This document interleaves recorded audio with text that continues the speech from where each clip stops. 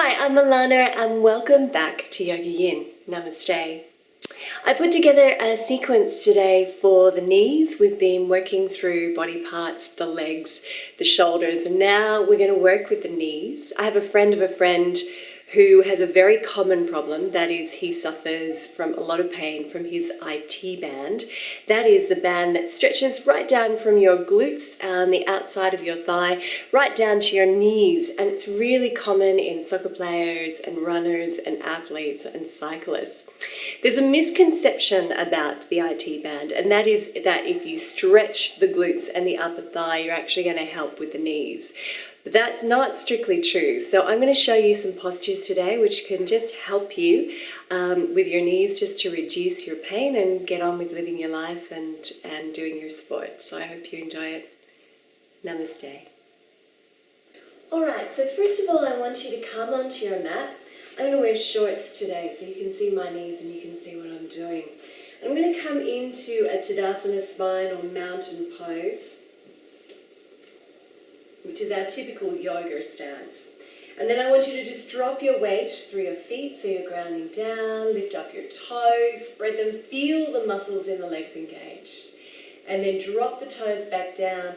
And if you lock your knees like I do, it's a common dancer's problem, just release them.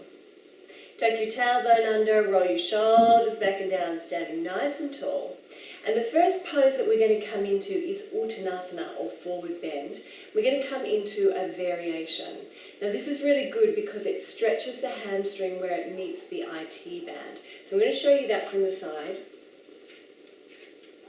So what I want you to do is just cross your right leg over your left, reach up, come up and out of your hips, and then fold forward.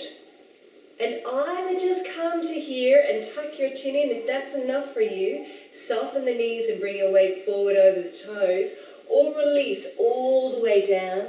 Come onto the fingertips, bend the elbows, and then release the head down. Don't come too far, don't come further than you can actually go because you'll strain your lower back.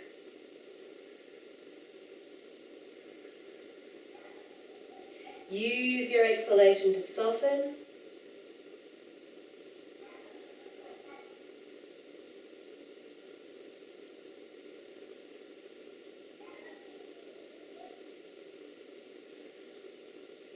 And you can stay here for up to a minute.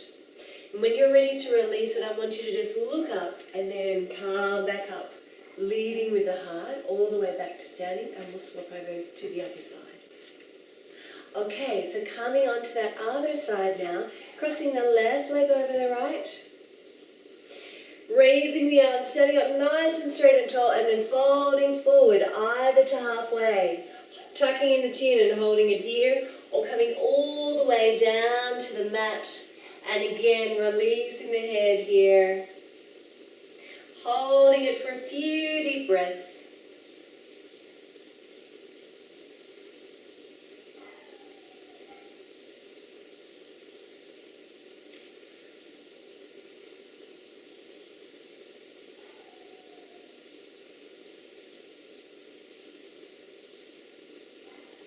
And as I said, you can hold that up to a minute. And then gently lead all the way back up with the heart, roll the shoulders back and down. And you can probably feel from doing that it really does get into the hamstrings.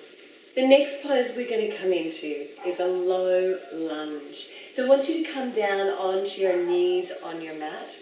If you find it uncomfortable, then just fold up a blanket and place it underneath your knees if you're in that much pain.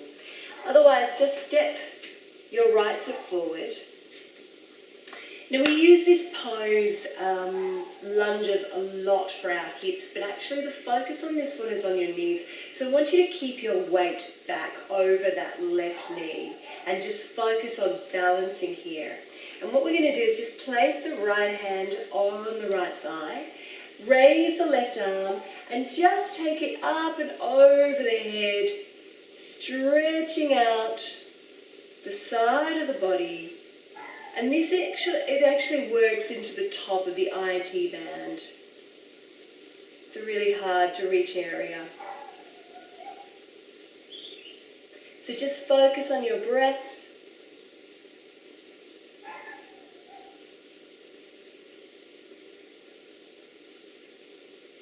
Stay there for about 5 to 6 breaths and then come back to center and we'll work to the other side.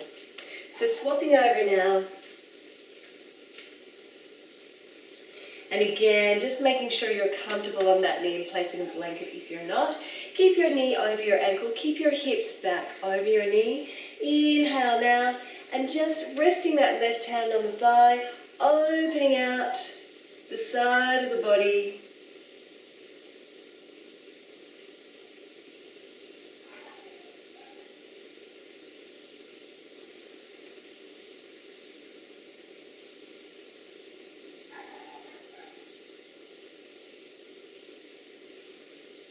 And allow your exhalation, each exhalation, just to open you out a little bit more.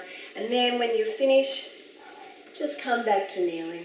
You can practice again to either side if you like. So for our last pose, we're actually going to come onto lying on the back. And it's a variation of Gomukhasana or cow-facing pose. Just working with the legs. It's quite strong.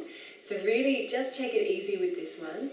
I'm going to show you what it looks like from behind. So I want you to come down onto your back. Hug your knees into your belly and then cross your right leg over your left. And what we're going to do is just take hold of the feet and draw the feet in towards the body. Now it's quite a strong stretch. Flex the feet if you want to make it a little bit more challenging for yourself. And hold it here for 5 or 6 deep breaths.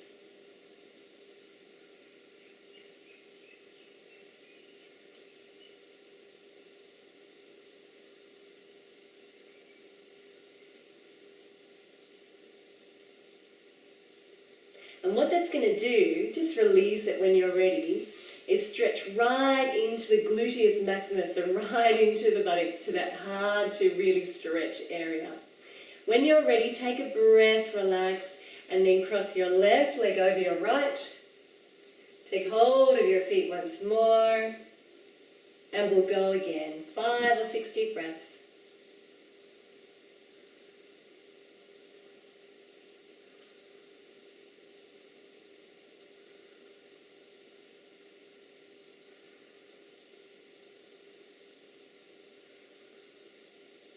And you can probably feel with each exhalation, it's just softening a little bit more for you. When you finish, you can hug your knees into the belly. And again, as with the other poses, you can hold it up to a minute if you wish to. But please don't overstrain. It's not about creating pain, it's about releasing pain. But I'd be really interested to see how you go and whether you feel any improvements for that. So please do let me know. Namaste.